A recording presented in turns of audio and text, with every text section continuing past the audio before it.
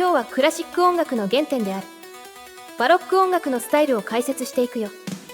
クラシック音楽の歴史を簡単に並べると、中世、ルネサンス、バロック、古典派、ロマン派、現代音楽って感じになるけど、本来のクラシックは古典派のことを指す。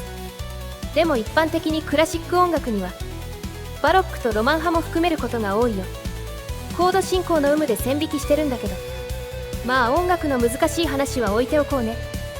素のでクラシカルのスタイルを使うと古典派の音楽っぽくなっちゃうから、別の時代のクラシック音楽を作るときは別の時代のスタイルを使った方がいいよ。例えばロマン派ならショパンでは、バロックはそれが今日のテーマだよ。今日解説するスタイルはバロックコンチェルト、ハープシコード、バッファベルケテアツァイヒニス。このスタイルがどんな曲調を生成するか、インストとボーカル曲で実例を聞いてみてね。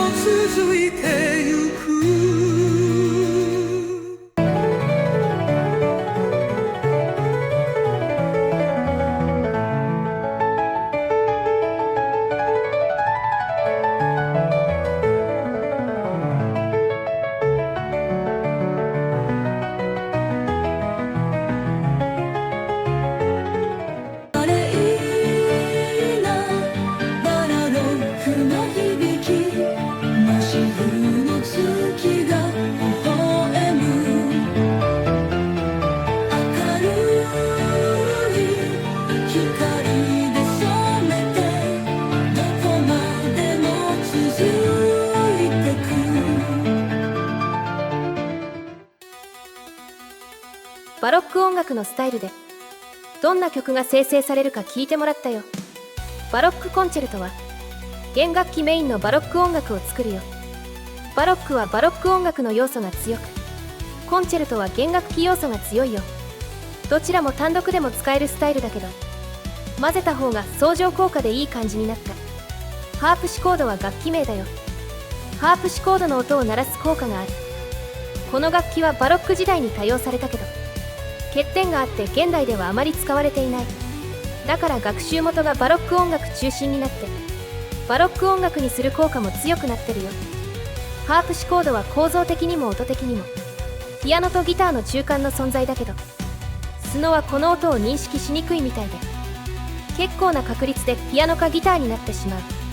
他の曲と混ぜるとバロック風にはなるけど、ハープシコードの音は鳴らないことも多いよ。BWV はバッハ作品番号のことだよ。バッハの曲には全部この番号が振られてる。バッハって名前の作曲家は何人かいるから、バッハスタイルは明確な効果がない。でも BWV を使うのはあのバッハだけなので、学習元が絞られて明確な効果が出たわけだね。BWV は強いピアノソロ効果がある。バロック的なメロディーを奏でてくれるよ。ただ残念なことにかなり効果が不安定だよ。特に音量バランスが大きく崩れやすい。リマスター機能で修正はできるけど、ちょっと手間のかかるスタイルではあるね。BWV は大文字にしないと効果が出ないよ。他の2つのスタイルは小文字でもいいけど、頭文字大文字の方が特徴が際立つから。私は頭文字大文字表記を推奨するよ。それじゃ次はこのバロックスタイルを他の曲と混ぜた時の効果を聞いてみよう。混ぜるスタイルはスムースジャズ、ハードテクノ、シンフォニックロックにしたよ。晴れなバロックの日々、真昼の月が微笑む、明るい光で染めてどこまでも続いてゆく。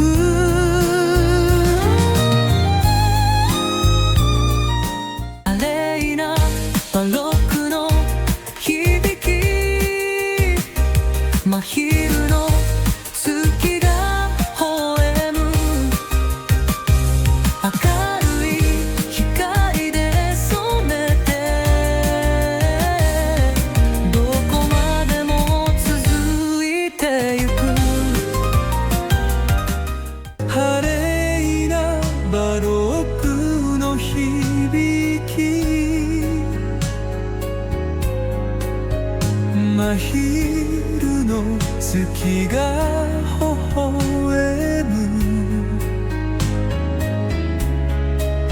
明るい光で染めてどこまでも続いてゆく。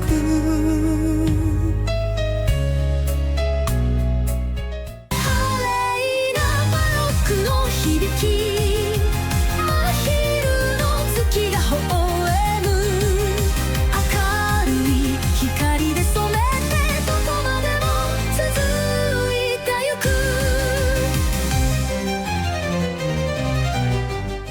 晴れなバロックの響き、真昼の月が微笑む、明るい光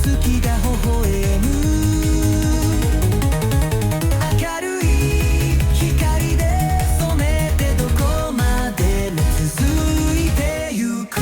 華麗なバロックの響き、真昼の月が微笑む、明るい光で染めてどこまでも続いてゆく。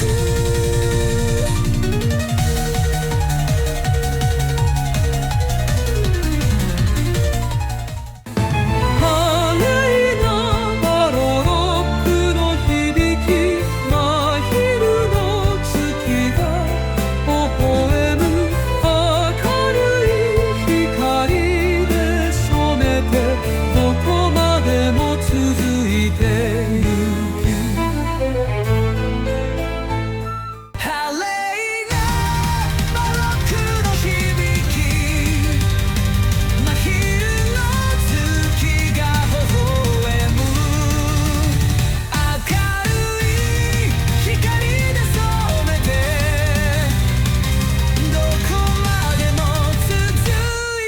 ゆく。晴れなバロックの響き、真昼の月が微笑む、明るい光で染めてどこまでも続いてゆく。